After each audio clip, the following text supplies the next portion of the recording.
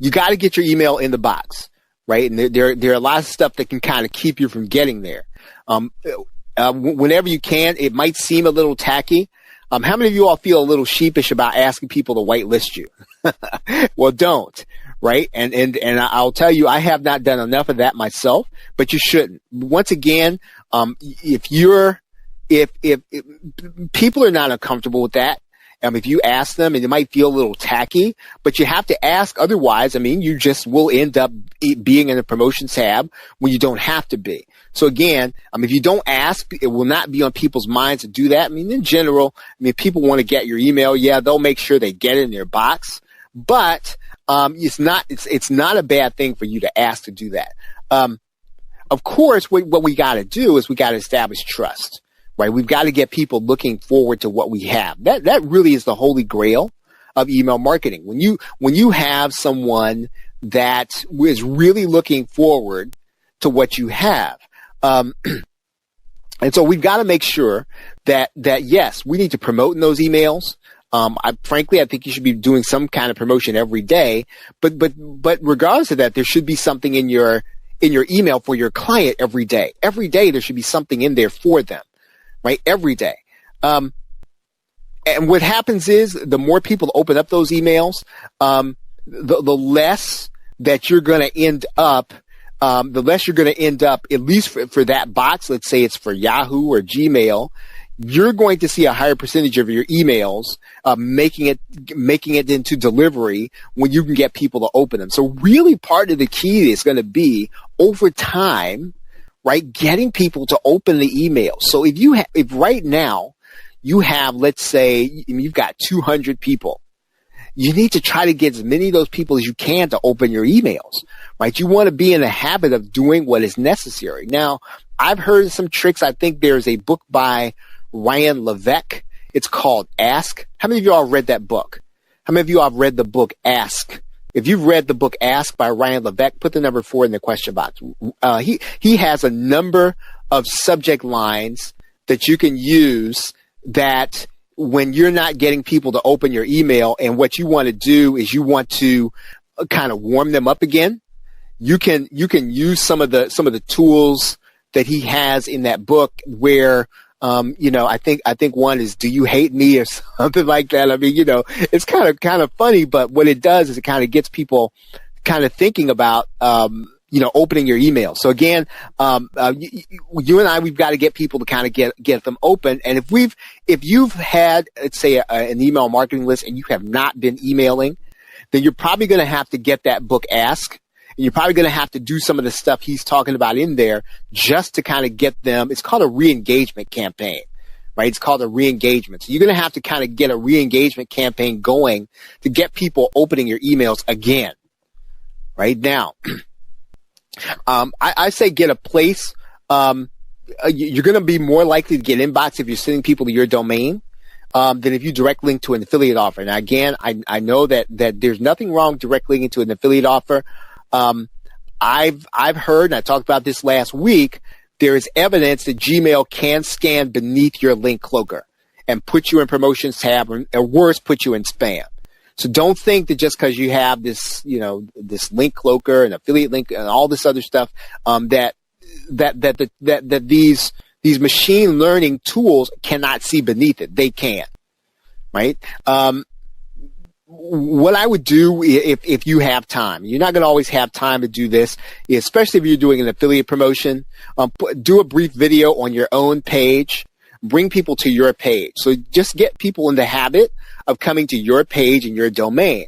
And if you do that over time, if that's just the way you're going to do it, then the people that kind of come on with you, they'll grow to understand that. Will you leave some sales on the table? I imagine you will. But will you get more and more of your emails open because they're going to get into the box more? Yes. I can tell you that for certain. We talked about this last week, and this is more along the lines of affiliate marketing when you can use 3D images on your landing pages, and then pretty is not going to be necessary. The most important thing that I really want to kind of tell you with respect to email marketing is, if you can, use a landing page. Even if what you're doing is you're sending people to, especially now, if you let's say you've got a new domain brand new domain. That domain doesn't have any trust. I would almost send people to a landing page and then send them on to that domain rather than because I want to get people opening the email. If I can get them to the page, I can do something on the page if I want to kind of create some value on that page. But if you never get the email open, you don't have a shot at all. So I tend to err to the side of trying to help people to at least open the email and get it into their box. And you're going to get more of your email into the box when you're using a website over and above a JVZoo link, a Warrior Plus link, a Zaxa link, a ClickBank link, some kind of affiliate link that everybody and their mother is emailing. Right now, when you get to the landing page, what's important is brevity. Right? Shouldn't be, if you're going to do a review video, make it a minute. Right? So again, now because you're bringing people to a landing page, and because I know you don't have to, and because, they probably, will kind of feel a little bit like, man, this is taking up my time.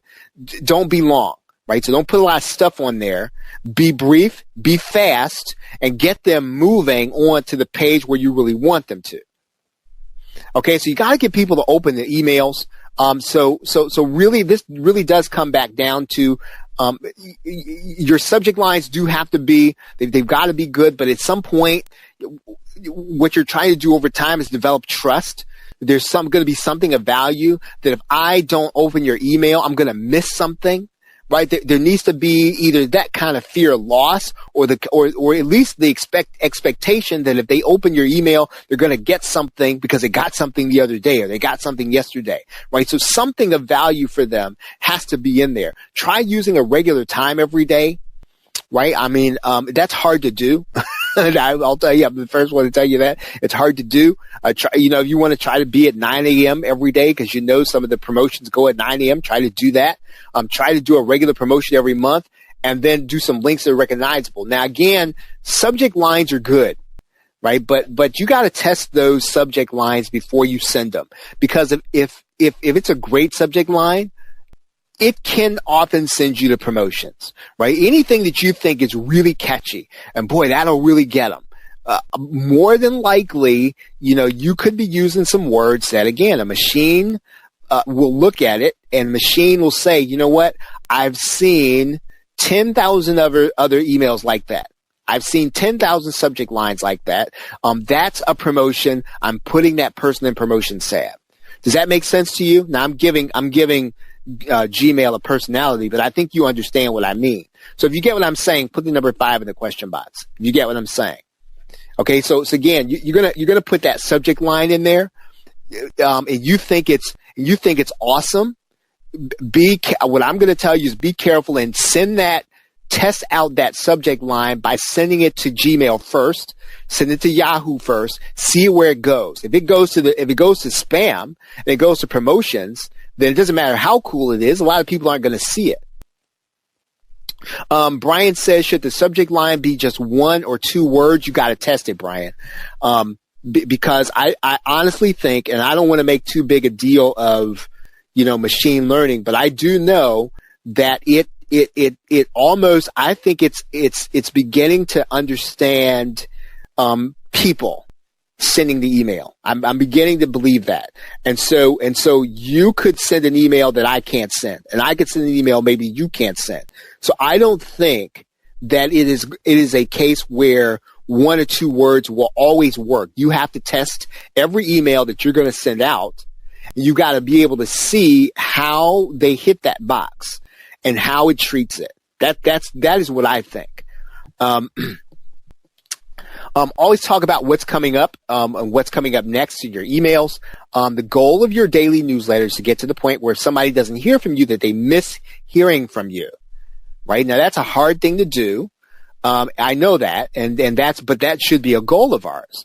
Right? That if we're gonna be involved in information marketers, and email is still going to be the primary source that we're going to be using to communicate with people, then the goal we've got to get to, quite honestly, has got to be that if somebody doesn't get our email, they miss us. And that's a lot to say because you know how noisy, again, life is. the question is going to be, can you be that kind of authority in the marketplace, right? So what do I have to do to be that kind of authority in the marketplace? We talked last week, that if you're going to do promotion, just kind of be real about the promotion. Make sure that it's fitting into what you're talking about every day. We talked about that before. When is possible pre-sale, right? Pre-sale. So that means before something comes up, remind people that it's coming up the next day. Remind people it's going to come up in a week. Remind people it's going to be coming up in a month. Jeff Walker, I think, who did Product Launch Formula, says that whenever you figure out something is coming, tell people about it, right? So you think 6 months down the line, I'm going to be doing this virtual summit. So you should be telling people about it. That when you might say, well, they'll never remember that. That's not even the point. What you have to do, quite honestly, is you have to try to get people. Again, we're trying to fix something tangible in our minds, right? That question goes back to that question Eileen asked. What can we talk about that's tangible? Well, maybe there's something that's coming up in a month or two that you just thought about doing, and you put it on the calendar and you talked about it. Hey, I'm going to be doing this in April. Right? Put it on people's minds so that, it'll be kind of in there and stuck in there, right? So they form a picture in their minds. When you're pre-selling, talk about benefits, right? You have to visualize the benefit before they do. And that's kind of the key, right? And I'm not trying to get, hocus pocus on you or airy fairy, but, you have to visualize it, right? So if you can see it, right? If you can see something tangible, then you can talk about something tangible. Oh yeah, Brian's asking if I got my water heater fixed. Yeah, I actually did. I did get my water heater fixed. Oh man. Okay. Paint a tangible picture of what life will be like once they make the purchase, right? So what's life going to be like? What are they going to look like? And this does go back to Eileen's question, which is, what does life tangible look like? So if you're working with senior citizens, right? Now I just pick senior citizens, but what would life be like if they bought your product and they maximized it? What would life be like for them? What picture can you paint for them? What we're trying to do really is we're trying. Lee says, "Yay!" We're trying to take people someplace else to become someone else. Right. And you need to be yourself. But what we're trying to do in our emails, right, over time. Now, I'm not saying that you're going to do this every day, but you're really trying to help people to get better and to become that other person that they want to become, that ideal person. You're trying to take them someplace else and let them become that other person over time. And what you want to do is you want to be the help to them in order to get there.